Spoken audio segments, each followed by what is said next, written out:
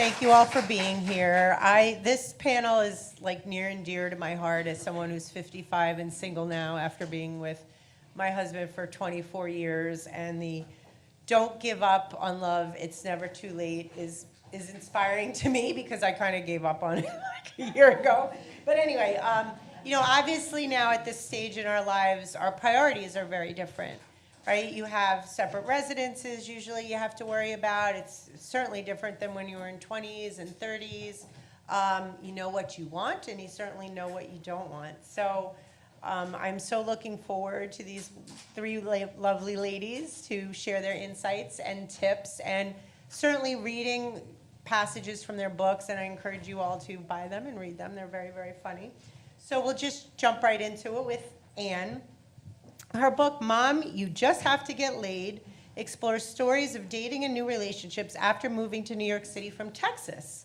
So how did you decide after your long marriage, and what lessons have you learned from your 15 unique men that you met and dated in New York City?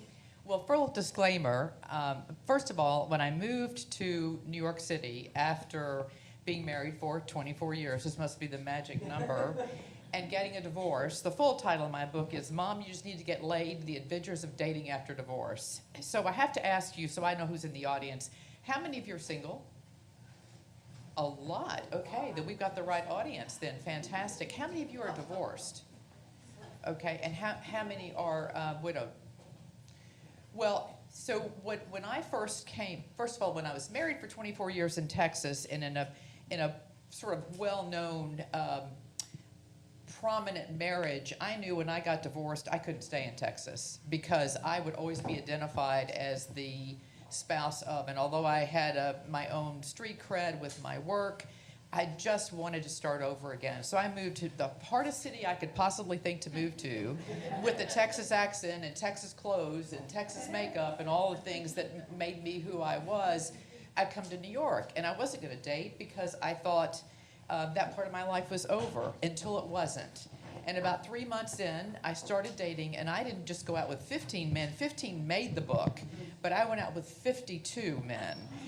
And so more to tell you about that later. But the reason I decided to date was not because I was looking for love. I wasn't looking for a relationship. I wanted to build community. I wanted to understand this culture here. I wanted to know what people were like here.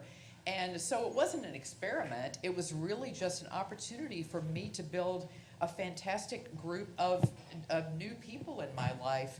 And the 15 men in the book, a number of them know they're in the book, and they have signed books, and so we've remained friends, and it's been really a fun journey. Lessons I learned.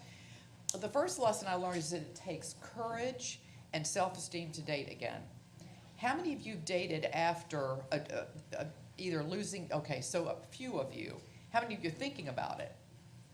Just a few more. Maybe we can convince you that it's probably a good plan. So I learned that you have to have courage because it's not an easy thing to do. And you also have to have self-esteem. You have to believe in yourself in order to be able to do it.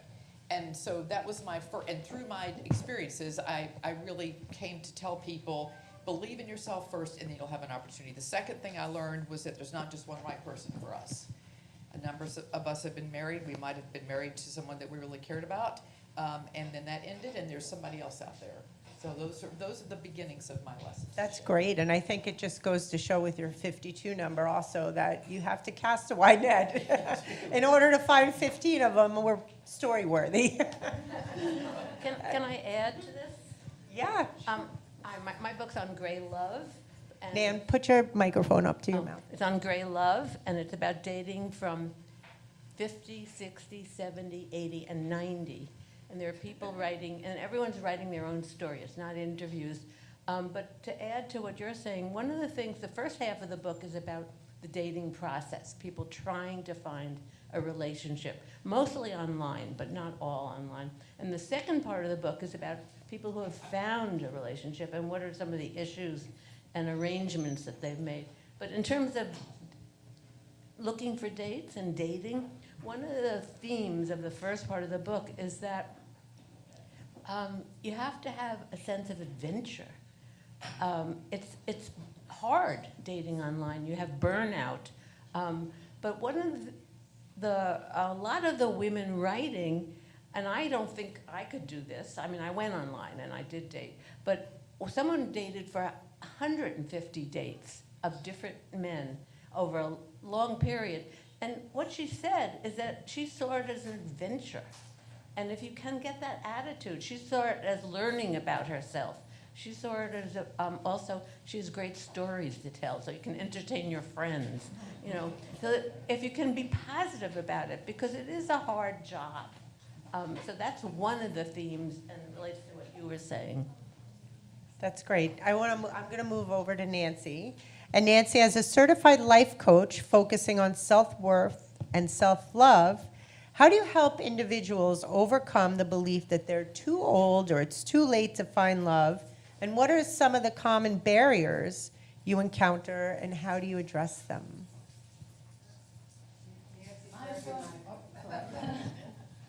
I'm going to start with a story about my mom, Harriet Ripp. My mom lived until she was 91, and when she was about 85, she called me up one day, and she said, "A funny thing happened to me this morning. I looked in the mirror, and I said, 'Mirror, mirror on the wall, who's the fairest of them all?' And the mirror said, 'Not you, kid.'" And we laughed about it. But after the laughter, I started thinking about how we look at ourselves in the mirror. What do we see? What do we say to ourselves? Are we critical, or are we giving it a thumbs up? Do we say you're amazing, or do you look at all the flaws that we could see? So that is what I'm posing to you. How many of you look in the mirror and give thumbs up? Yay, wow.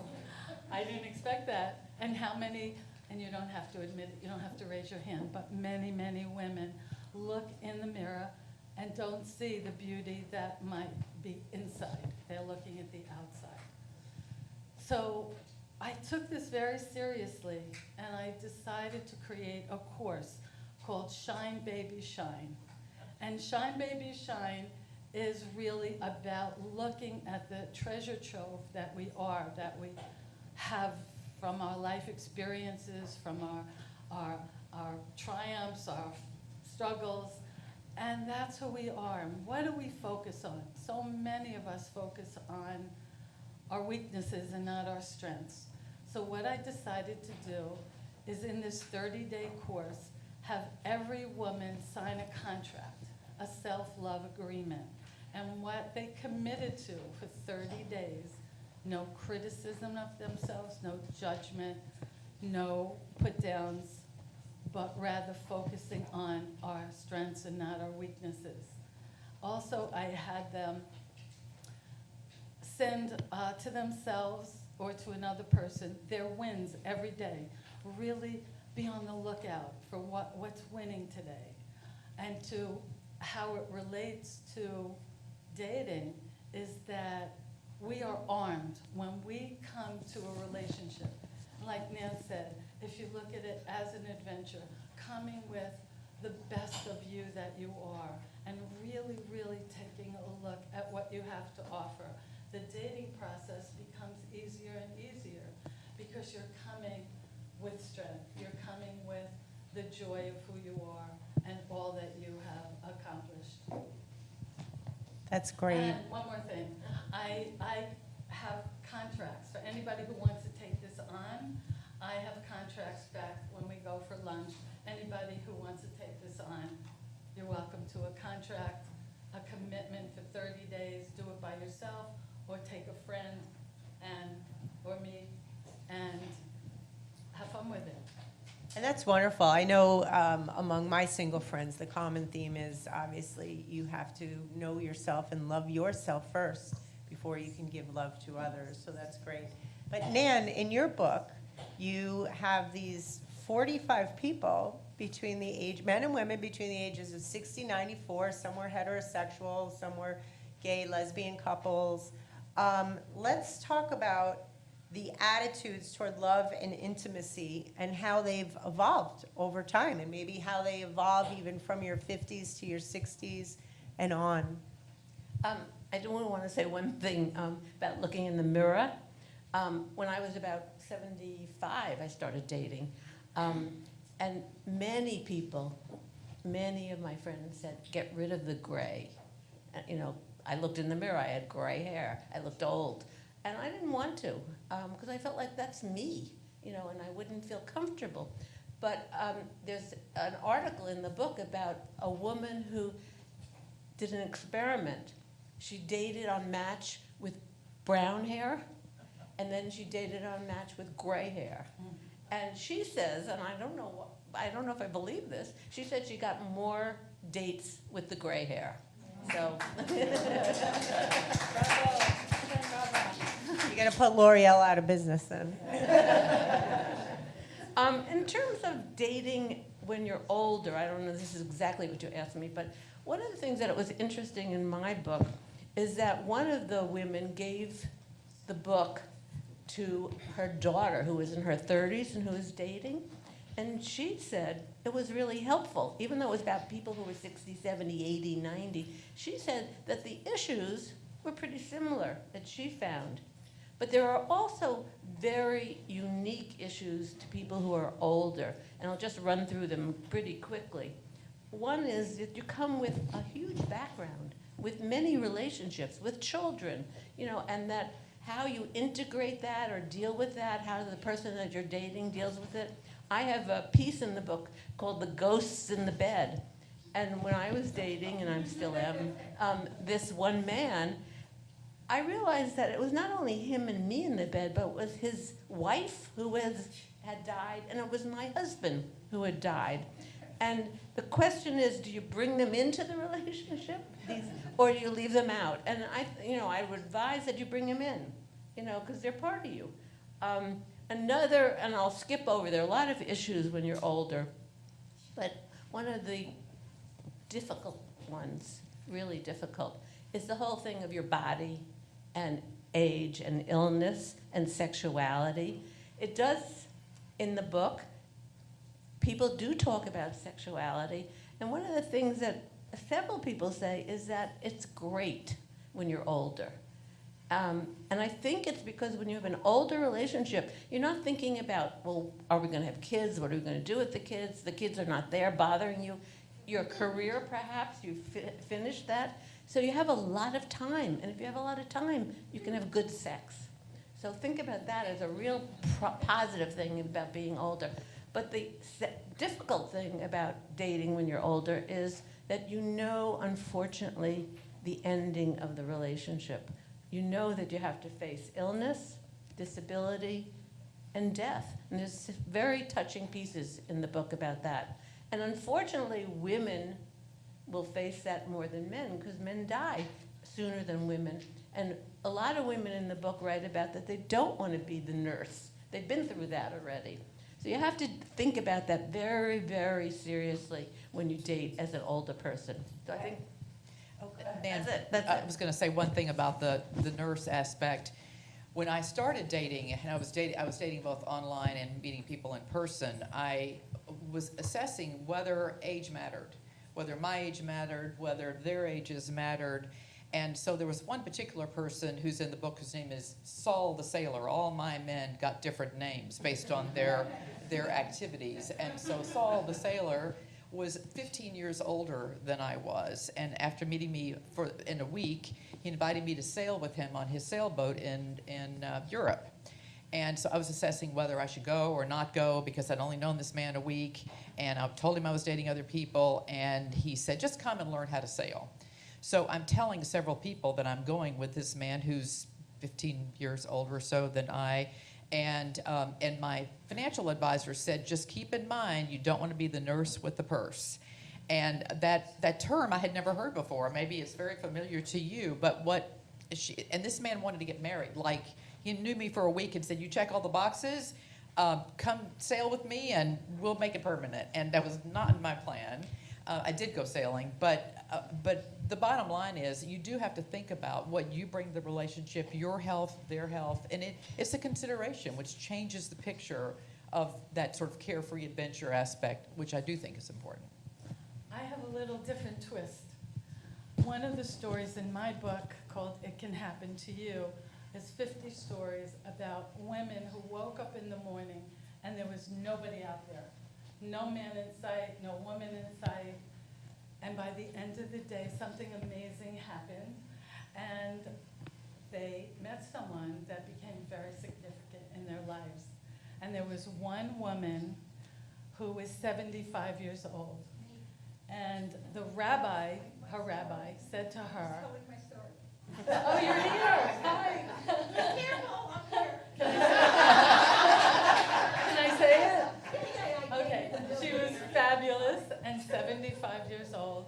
And the rabbi said to her, how would you like to meet a fabulous man? He's 98. And she said, you mean he wants to date? And the rabbi said, no, he wants to get married. Am I telling it right? Yeah. So she did not concern herself with the future. She was in the moment, going to have a fabulous time, and she did. It didn't last as long as she would have loved it to, but she had an incredible... he died. Yeah, he didn't make 100, but she had, and when she told me the story, it was just so inspiring and so encouraging to just live in the moment, go out on those dates, enjoy yourself, like how you show up, and we never know. So thank you, Judy. Judy has amazing stories, by the way. Judy, raise your hand in case anybody wants to talk to you after. Because we did a podcast a few years ago on dating after a certain age, and Judy was my guest on the podcast, and I just love her stories, and they're inspiring. But I want to ask the question, and it's always a sensitive subject. If you do have health conditions, at what point do you bring it up when you're dating and you meet someone? Because that could be a turnoff to someone. Your nurse with a purse example. Like, if someone, I know I met somebody recently that had a stroke 5 years ago. You wouldn't know it if he didn't tell me that. But that was in the back of my head. I don't want to be, what's this guy going to do if I, So what do you guys recommend?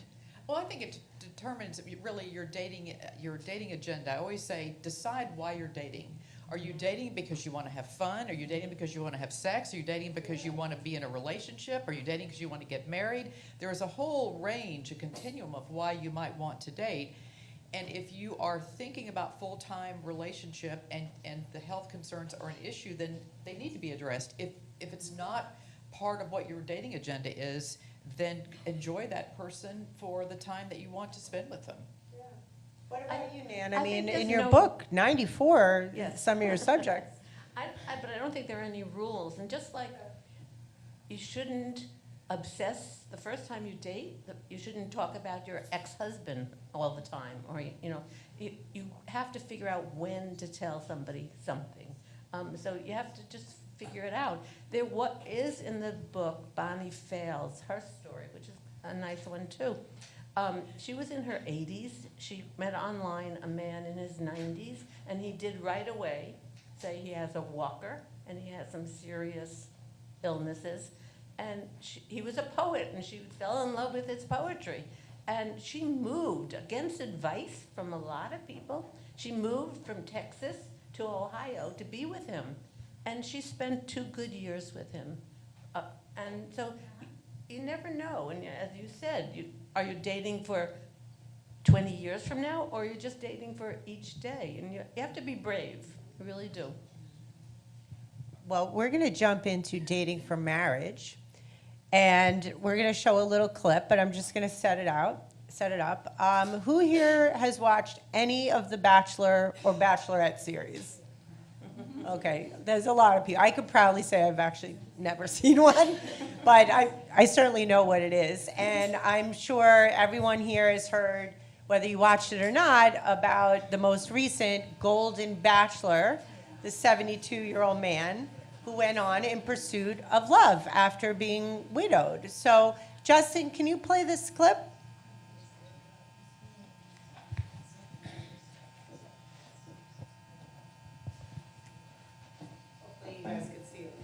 woke up this morning, it was difficult. I had really mixed feelings. And I got to the point with the questions I had asked myself about how did I get here, and is she the right girl? And I came to the realization that you're not the right person for me to live with.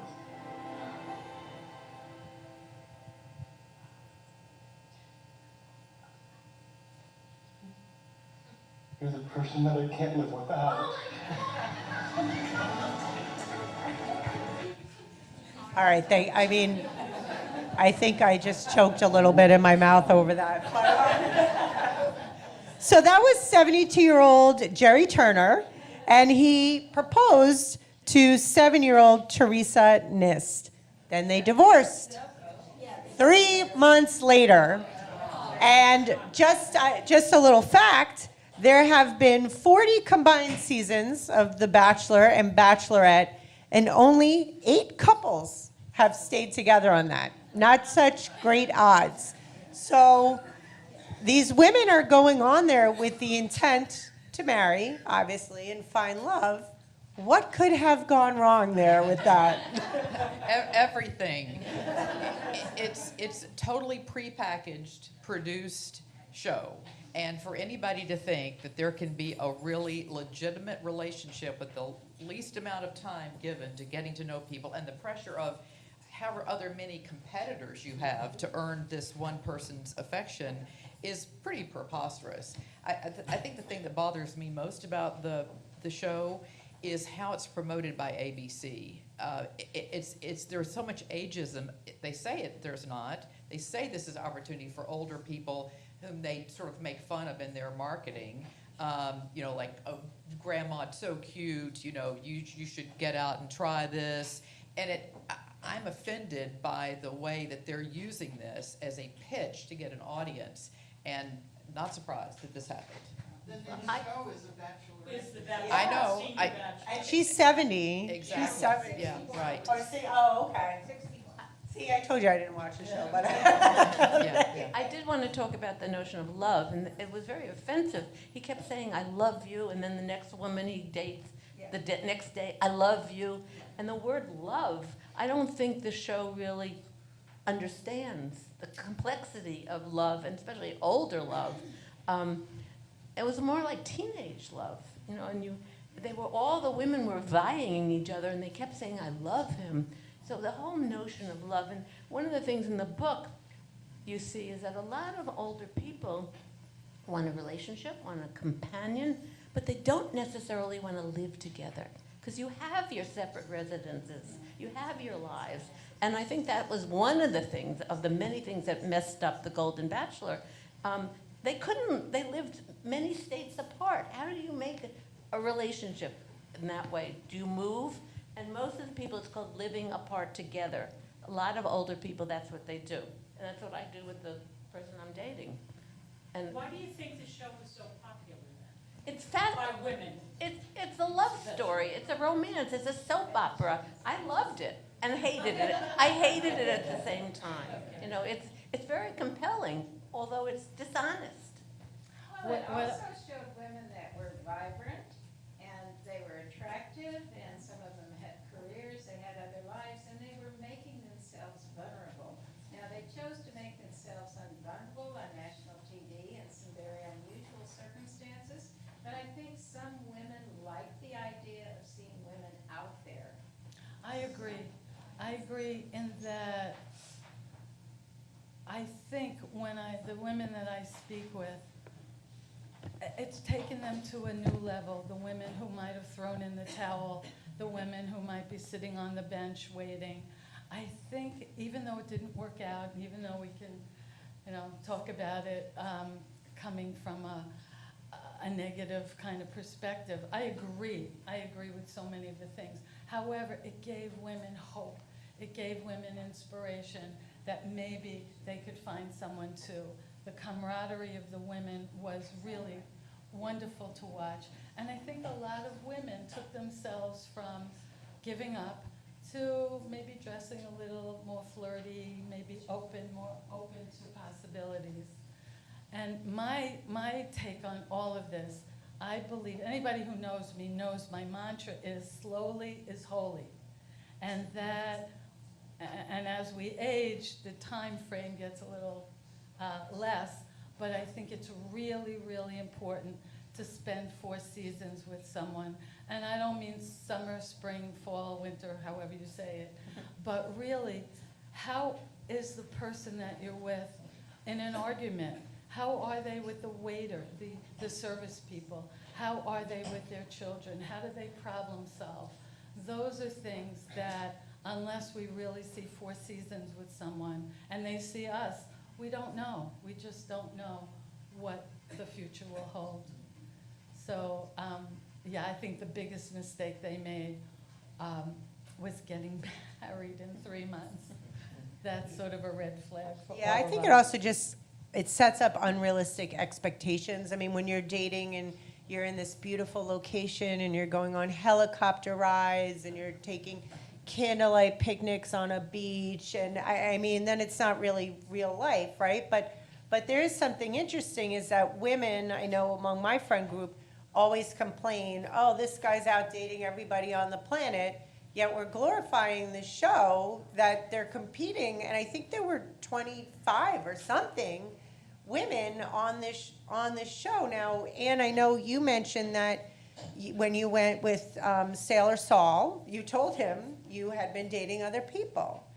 And what do you recommend? I mean, a lot of people are forthcoming with that, and I think that was very honest with you, so you set up your expectation. You want to talk about that a little? Well, I think I've been compared to, until I've ended up in a relationship with one of these 15 men, to a serial dater. And the way that that's described is that men tend to date multiple people sort of at the same time. Women tend to be more likely to form a relationship or look for a relationship. I just think that's how we're wired emotionally. That's how we build connection. And since I wasn't looking for a relationship, even though I've gratefully ended up in one, it's been lovely, I was very candid with people that I was dating. I let them know I was dating other people. And Saul the sailor, in just fury, even when I got to this sailing trip, said to me, what is it, you want to just sample other men? Am I not good enough for you? And I said, I'll go home if you don't want me here. If you really feel that our agreement, which was that I was going to date other people, you're gone all summer, and I'm so new to New York City, I'm so new to this life, I need to give this a chance for me and for you. It wouldn't be fair to you. And he reacted badly, but he was one of the few. Everybody else seemed to appreciate that I was honest about it, because I didn't want to be deceptive, and I didn't want to try to get my calendar so boxed in that I was trying to juggle people. I wanted to understand how I could make this, I wanted to be authentic. Yeah, and I still hear the term player being thrown around at guys, and I'm on a singles dating site group on Facebook, and it's a mix of ages. These 30-year-old women, if somebody puts up a picture of a 65-year-old man, they said, oh my God, he's still doing that? He's still a player? I mean, what do you guys think, Nan and Nancy?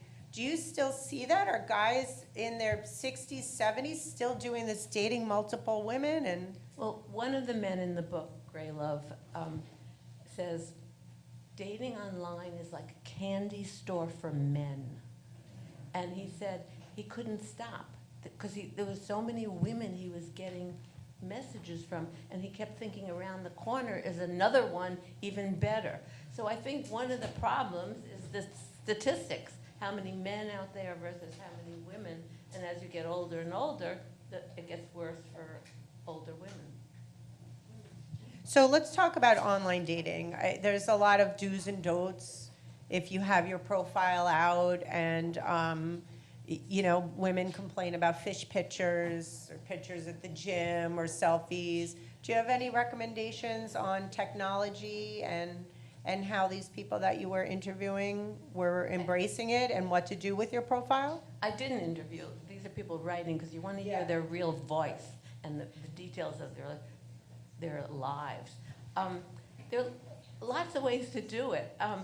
Someone named Vincent Valenti, he put up 28 things that he wants from a woman, and about 18 things that he wanted everyone to know.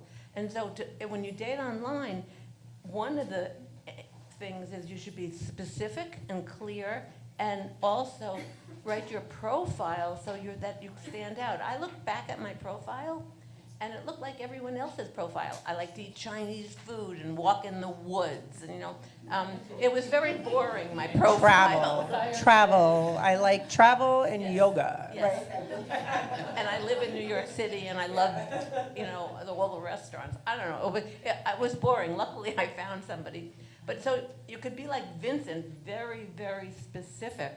But then there's another story in the book, Jack Jacobson, and you could also be very flexible. So you have to play between those two places. Jan had been married for a very long time. She divorced her husband because she felt like he wasn't communicating enough and he wasn't open enough. And she started after a while dating on Match, I think, men. And she realized that, why is she dating men? They're just like her husband. They're not as, in touch with their emotions. So she thought about it for a long time. She said, I think I'm going to try women. And she had never thought about that before. She starts dating women, and she meets somebody she likes, and she gets very frightened. And she leaves. She pulls away. And she thought about it for a long time, and she thought, I like this woman. I should be open. I should try it. They've been together for 5 years now. They're very happy.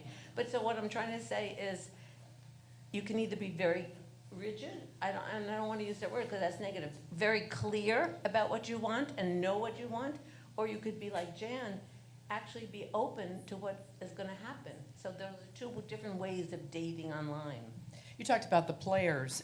I just had one of the men in the book text me 2 days ago trying to get me to meet for a rendezvous, and he knows I'm in a relationship. So there are those out there. I have to share this with you. So crazy things happen online in terms of the communication that you get, and this is a poem that one of my online suitors, whom I never met, sent me. Happy holiday and new year. It's time for good times. It's time for cheers. It's time to make resolutions. It's time to come up with solutions. No more stupid, ugly guys who have big stomachs and fat thighs. No more cheap, nasty men whose home resembles a pig pen. No more men who never work out, who like to scream and like to shout. If meeting the right man is your resolution, then I have for you the perfect solution. I am handsome with an MBA, and I work out almost every day. I like to laugh and have fun. I love the beach and the sun. I shave daily to remove the stubble. I love to kiss and to cuddle. I do not play any games. Irvin Roth is my name. He may still be out there. I take great pride in what I say and do, and I will always be true and honest with you. So here's what I propose. Won't you please accept my rose? I'm trying hard to make you see that you would be so happy with me. And then he goes, and there's more, and I won't. So thank you so much for your consideration and time. I never laid eyes on a woman as beautiful as you. I hope this is the start of something wonderful and new. So that was Gotta give him points for creativity, right? I gave him points for I mean, it didn't work in the end, but how it's, many women does he send that to? that I don't know. yes, I mean, there's a common joke I know among my friend group of how many good morning beautifuls do you get all the time, and it's like they just go through their list of good morning beautifuls. But Nancy, I want to talk about your book a little bit because you profiled these 50 amazing couples, of which Anne is actually one of them because she's now coupled.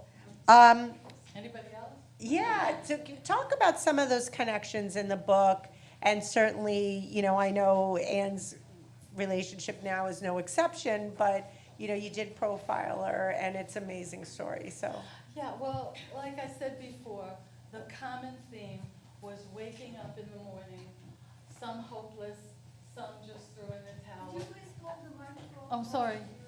And is this okay? And some just never thought that they would meet again. And so since I'm a teenager, I've been fascinated with how people meet. So if I'm in a restaurant waiting for a friend to arrive and there's a couple next to me, that's the question I'll ask. And everyone loves to tell how they met. And it's a great icebreaker wherever you are. And so that's when I decided to write this book and give hope to any woman who has an inkling of meeting someone again. And my stories range from a 14-year-old girl who was a mother's helper in Fire Island 35 years ago and had a crush on the older brother who was away at college. And he came back the next year, and her crush was even stronger. But now he was 20, and she was still only 15. We cut to 20 years later. She got divorced. She found out he was married. She got divorced and took an adult education class on psychology. And who was the professor? And they lived happily ever after. And my stories run from like Judy at 75, so the youngest was 14, and every age in between. And the stories, one of my favorites is a woman had a brain tumor. Could this have a happy ending other than her health? Yes. She was given recommendations for three doctors. 2 did not take her insurance, but the 3rd did. She went to him and was taken by him with the hopes that she would be okay health-wise. And after it was all over, it was a success. She went for a follow-up and had an interview that day, and she was, instead of wearing the gowns that they give in the hospital, she was all dressed up. She was feeling great, so happy. And because she was no longer a patient, he was able to ask her out. And they've been together 9 years. So anything is possible. There was a woman, it was pouring rain. A woman dropped her umbrella, and it turned inside out. A man picked it up, and he said, "Do you want to go under an awning?" And that led to coffee, that led to dating, and they're married. So it is every story that you can possibly think of. And the bottom line is, it can happen to you. That's the title of the book. It can happen to everyone who wants it. So Those are wonderful stories, and we want to keep those great stories as we close this out. But we're going to close it out with a lightning round here. So I'm just going to ask a few questions, and I want you guys to just go down and answer it. You don't even have to give an explanation, but just quick tips and advice. Green flags in a relationship. And Good communication. Oh, good communication. Nancy? good listener. For me, can't write a sentence. Punctuation is So like... you're saying green flags. Green flags. Yeah. Green Oh! flags. Yeah, green flags. Can write a sentence. Can't write a sentence. Exclamation point, right? Online dating after 50, yay or nay? Yes. Yes. Yes. Oh, I love it. I love it. Best first question on a date? What do you want to be when you grow up? What was the funniest thing that ever happened to you on a first date? I can't give one. I think you just need to talk a lot for many months before you know anything. That's great. So as we go out, Anne, under her name, Kate Somerset, writes often for the 3 Tomatoes, a dating advice column, and she talks about this, how do you psych yourself up for a date? And it's called your walk-up song. Kind of like if anybody watches baseball, Major League Baseball, the guy who comes out to the plate in the batter's box, what song? You know, we think about Mariano Rivera. They have the Sandman from Metallica because he was the closer to end it out. So I want you guys to leave this session with thinking about what your walk-up song is that psychs you up, that makes you feel empowered, that makes you feel good about yourself before you go out on that date. And unfortunately, we couldn't play the clips. But I wanted to thank my panelists for being amazing. And Anne's walk-up song was Can't Take My Eyes Off You by Frankie Valli, which I love. It's a good one. Nancy picked Flowers from Miley Cyrus, who's like my favorite, and that was my anthem all last summer. I could buy myself flowers, hold my own hand. And then for Nan, we have Helen Reddy's I Am Woman, and it's just great. So I want to thank you guys for joining us. Everybody go home, think about your walk-up song and what that is, and feel empowered, and go out and online date, and don't tie your hair. Thank you very much.